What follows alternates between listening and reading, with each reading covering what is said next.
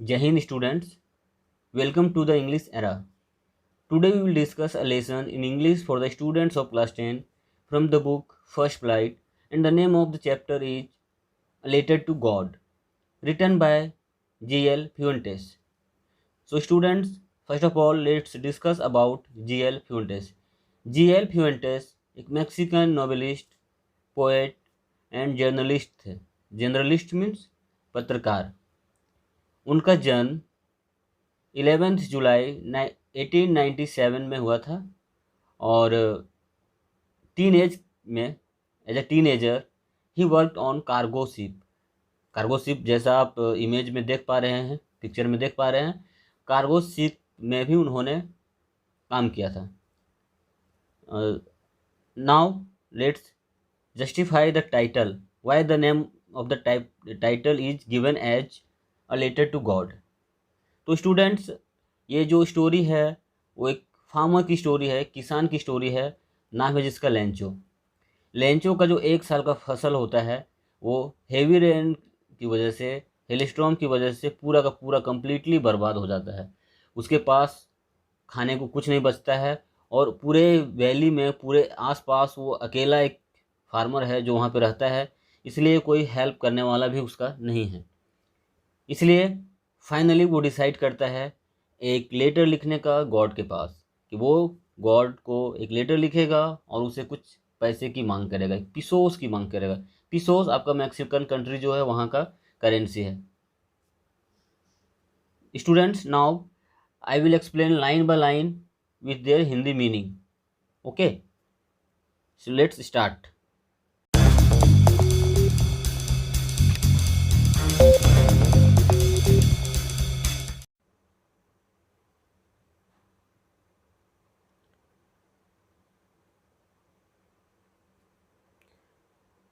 पूरी घाटी में एकमात्र घर था, वो भी कहाँ पे, एक हिल है, हिल का सबसे ऊपरी पोर्शन पे उसका घर था. किसका? लेंचो का. और यहाँ पे खड़ा होकर के पूरी घाटी का, पूरी वैली का, पूरी घाटी का एंजॉय कर सकता था. और यहाँ पे लगे हार्वेस्ट जो लगे हुए थे फील्ड में, उसको ईजिली यहाँ से वॉच कर सकता था, देख सकता था. और फसलें बहुत लहलहा रही थी, फूल लगे हुए थे, फल भी लग गए थे और फसल पकने ही वाली थी. इस फसल को अभी जो सबसे इम्पोर्टेंट चीज़ चाहिए थी वो थी वर्षा की एक बौछार. अगर एक बार भी पानी पड़ जाता तो ये फसल और भी लहलहा उठती और वो अच्छे से पक जाता. लेंचो, जैसा कि मैंने बताया कि फार्मर था लेंचो, जो वहाँ पे रहता था उस वैली में, जो अपने फसल को बहुत नज़दीकी से देखा था, उसको जानता था. एक मॉर्निंग स्काई की ओर देखने लगता है वहाँ पर जा करके. Okay, now let's continue to the next paragraph.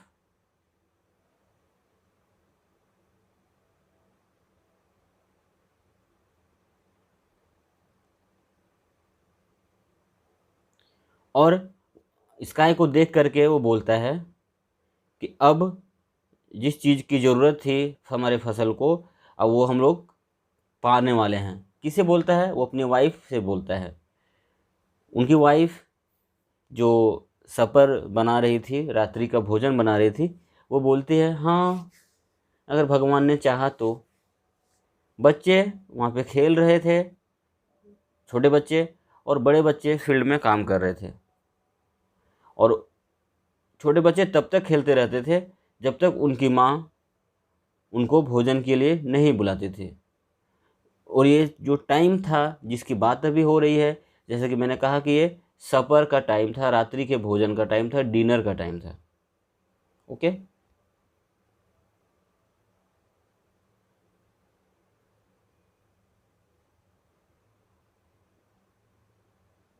और जैसा कि लेंचो ने प्रिडिक्ट किया था कि हाँ अब बरसात होगी, वैसा ही कुछ हुआ. Big drops of rain began to fall. वर्षा के बड़े बड़े ड्रॉप्स गिरना शुरू हो गए और नॉर्थ ईस्ट में माउंटेन की तरह क्लाउड्स का अंबार लग गया था. पूरा कवर्ड कर दिया था स्काई को। और उधर से जो हवा आ रही थी वो बहुत ही मनमोहक थी, फ्रेश थी, स्वीट थी।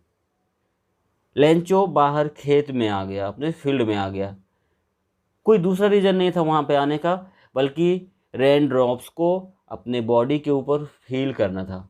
मीन्स बहुत दिन के बाद बरसात हो रही थी उसको, इसलिए रेन ड्रॉप को फील करने के लिए अपने बॉडी के ऊपर वो बाहर चला गया बरसात में।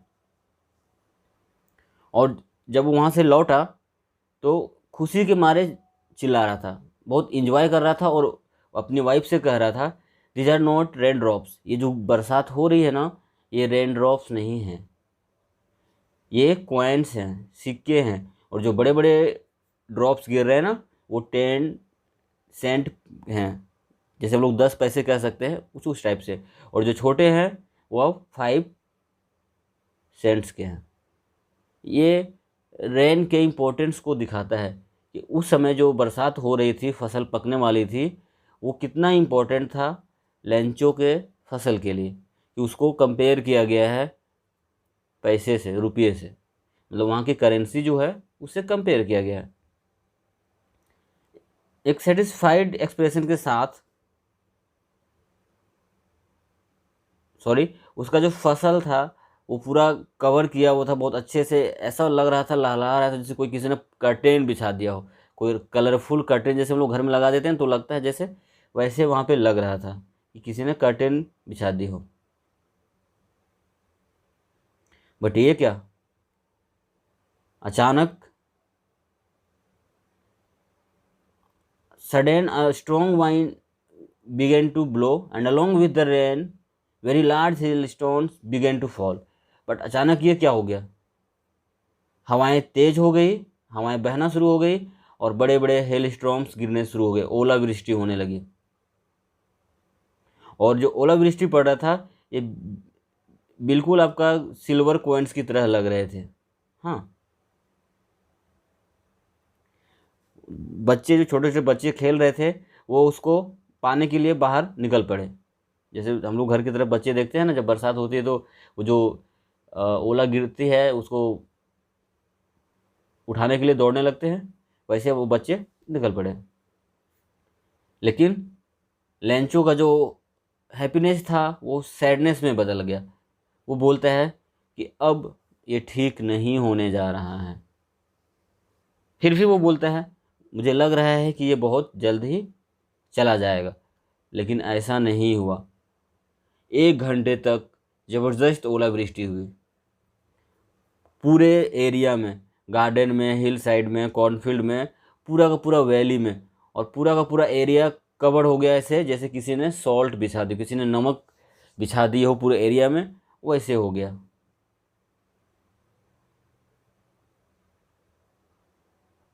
इसका इफेक्ट क्या हुआ, not a leaf remain on the trees, एक भी पत्तियां पेड़ पे नहीं रहा, पूरा का पूरा फसल बर्बाद हो गया।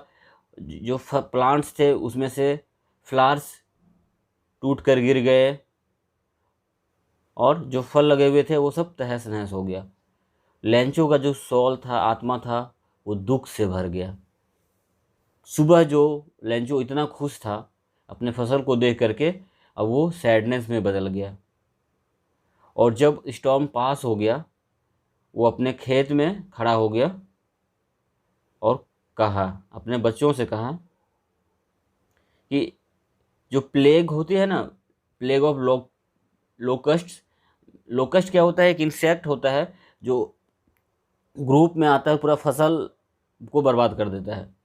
तो लेंचो अपने फील्ड में खड़ा होकर कहता है कि अगर वो प्लेग ऑफ लोकस्ट आप पे आता ना, तो इससे ज़्यादा छोड़ देता, इन्होंने तो कंप्लीटली बर्बाद कर दिया। ये हेल ने तो कुछ भी नहीं छोड़ा। This year we will have no corn, इस साल तो हम लोगों के पास कुछ भी फसल नहीं बचा। All are work for nothing, हम लोगों का जो साल भर का मेहनत था वो ख़त्म हो गया। अब हम लोग, और यहाँ पे कोई हेल्प करने वाला भी नहीं है, इस साल हम लोगों को भूखे रहना पड़ेगा। क्यों उसका वहाँ पे कोई हेल्प करने वाला नहीं था? क्योंकि पूरे वैली में, पूरे वो एरिया, हिली एरिया जो था जहाँ पे लेंचो का घर था, इस पूरे एरिया में और कोई था ही नहीं लेंचो के सिवा। तो लेंचो का हेल्प करेगा कौन? इस पूरे एरिया में लेंचो अकेले था। इसलिए उसको ऐसा लगा कि वो इस साल भूखे रह जाएंगे, कोई उसका हेल्प करने वाला नहीं है। लेकिन यहाँ पे कहने का मतलब है, एक लाइन लिखा हुआ, but the hearts of all who lived in the solitary house in the middle of the valley there was a single hope. ये सारी बातें लेंचो के लिए कही गई है कि हार्ट मीन्स जो आत्मा, जो पर्सन वहाँ पे निवास करते थे उस पूरे अकेले वैली में, एक अकेला हाउस में, उसका एकमात्र होप था हेल्प फ्रॉम गॉड, कि अब जो कुछ भी हो सकता है वो गॉड ही कुछ कर सकते हैं। और वो अपने आप से कहता है, डोंट बी सो अपसेट, इतना उदास होने की ज़रूरत नहीं है। Even though this seems like a total loss, मानते हैं कि ये पूरा का पूरा लॉस है, बट याद रखो, no one dies of hunger, भूख से कोई नहीं मरता है। अगर उसमें कॉन्फिडेंस है, स्ट्रगल है, लेबरियस है, तो भूख से कोई नहीं मरता है। ये बात याद रखो, लेंचो अपने आप से कहता है। दैट्स वाई दे से, इसलिए फिर उन लोगों ने कहा, याद रखो भूख से कोई नहीं मरता है। लेकिन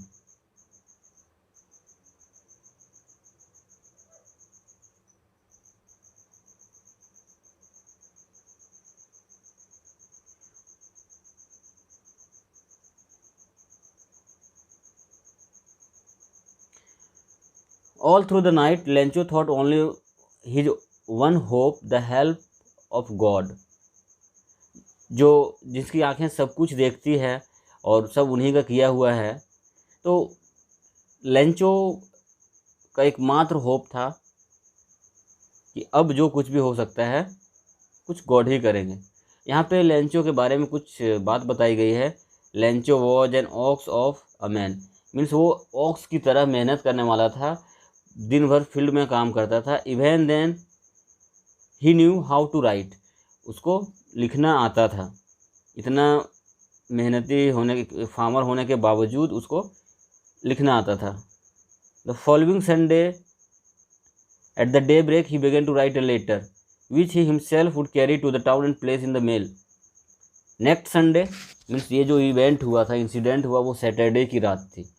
संडे लंच ब्रेक के टाइम में, डे ब्रेक के टाइम में उन्होंने एक लेटर लिखा और खुद से उसको ले जा करके मेल कर दिया। मीन्स मेल बॉक्स जो होता है, लेटर बॉक्स होता है, उसमें डाल दिया। और वो लेटर कोई दूसरा लेटर नहीं था, बल्कि वो लेटर गॉड को लिखा हुआ था। उन्होंने लेटर में लिखा था,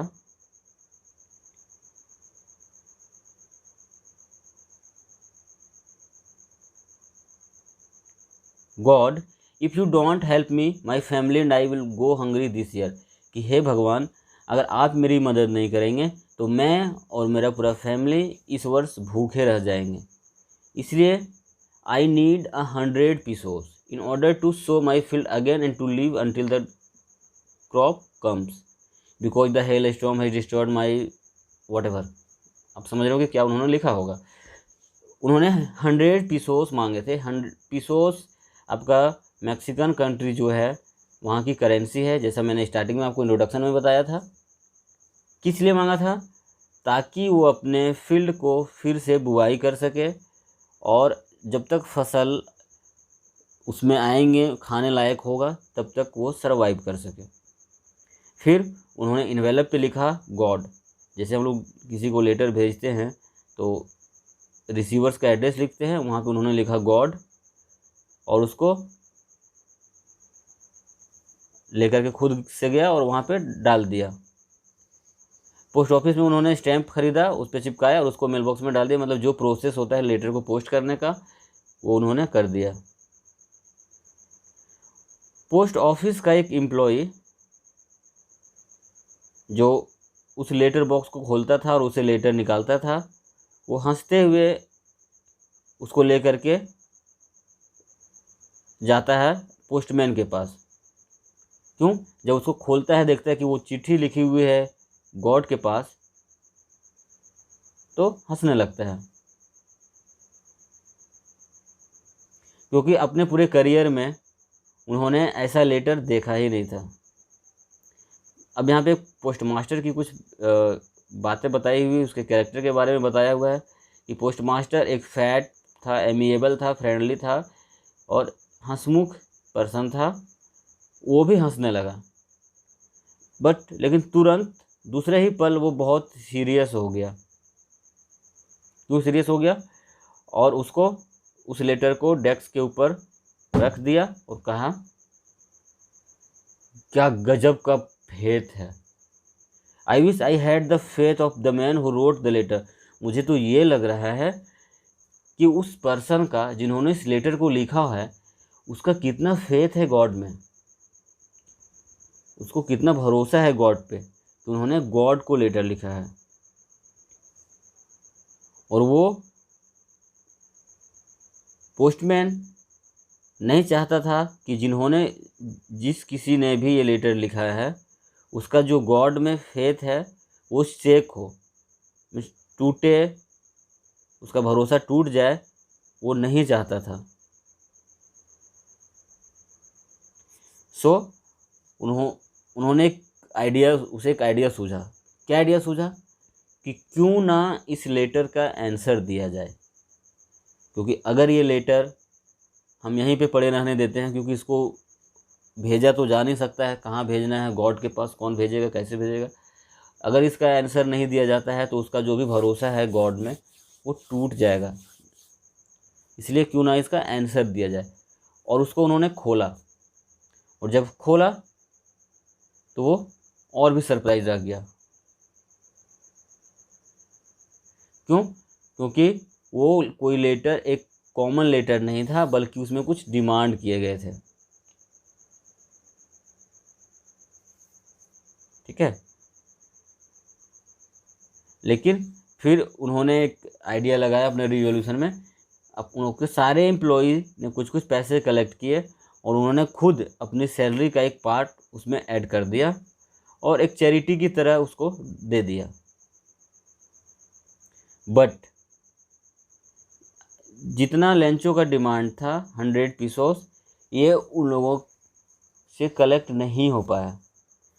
उन लोगों ने, लेंचो ने जितना डिमांड किया था उसका हाफ से ज़्यादा, मीन्स 70 पीसोस ही कलेक्ट करने में एबल हुए। ओके, उन्होंने उसको एनवेलप में डाला और लेंचो का एड्रेस डाल करके उसको भेज दिया, और सेंडर्स जहाँ पे लिखते हैं भेजने वाला, वहाँ पे साइन कर दिया एच गॉड, जैसे कि ये लेटर गॉड के थ्रू तुमको मिला हुआ है। अब देखो, following Sunday means 1 week later, Lencho थोड़ा जल्दी फ्री हो गया अपने लंच टाइम में, जो डे ब्रेक होता था, और इतना कॉन्फिडेंट है कि लेटर रिसीव करने के लिए वो खुद पोस्ट ऑफिस पहुंच गया और पोस्टमैन ने उसको लेटर हैंड ओवर कर दिया। अब देखो, मोस्ट इम्पोर्टेंट थिंग, जब लेटर लेंचो को मिला तो लेंचो को थोड़ा सा भी सरप्राइज नहीं हुआ कि क्या सच में गॉड ने मुझे लेटर लिखा है। थोड़ा सा भी सरप्राइज नहीं हुआ। और जब उन्होंने उसको खोला उस लेटर को, और जब पैसे काउंट किया, तो वो एंग्री हो गया, गुस्सा हो गया, क्योंकि उसको इतना कॉन्फिडेंस था कि गॉड तो मिस्टेक नहीं कर सकता है और ना ही गॉड उसके रिक्वेस्ट को डिनाई कर सकता है। इसलिए तुरंत लेंचो फिर से विंडो के पास गया, पेन पेपर उठाया, दूसरा लेटर लिखा और स्टैम्प चिपकाया, जैसा जो प्रोसेस होता है लेटर पोस्ट करने का, और उसको मेल बॉक्स में डाल दिया। और जब पोस्टमास्टर ने उसको खोला तो उसमें क्या लिखा था God of the money that I asked for only 70 pesos reached me, कि भगवान जो पैसे मैंने आपसे मांगा था और आपने दिया उसका मात्र 70 पीसोस ही मेरे तक पहुंचा। Since I need it very much send me the rest, और रेस्ट पैसे भी मुझे भेजो क्योंकि मुझे इसकी सख्त ज़रूरत है।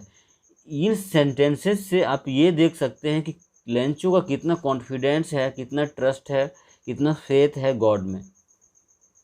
और हाँ, इस बार इसे मेल के थ्रू मत भेजना क्योंकि जो पोस्ट ऑफिस के एम्प्लॉय हैं वो सारे बंच ऑफ क्रूक्स हैं, लुटेरे ठग हैं, ये सब ठग बैठे हुए हैं। इसलिए इस बार जो पैसे भेजेंगे वो मनी ऑर्डर से भेजना, मेल के थ्रू मत भेजना, लेटर के थ्रू मत भेजना। और दोस्तों ये स्टोरी यहीं पे ख़त्म हो जाती है। इसका जो मेन थीम है हम लोग देखते हैं जैसा कि trust in faith in God, deep faith in God.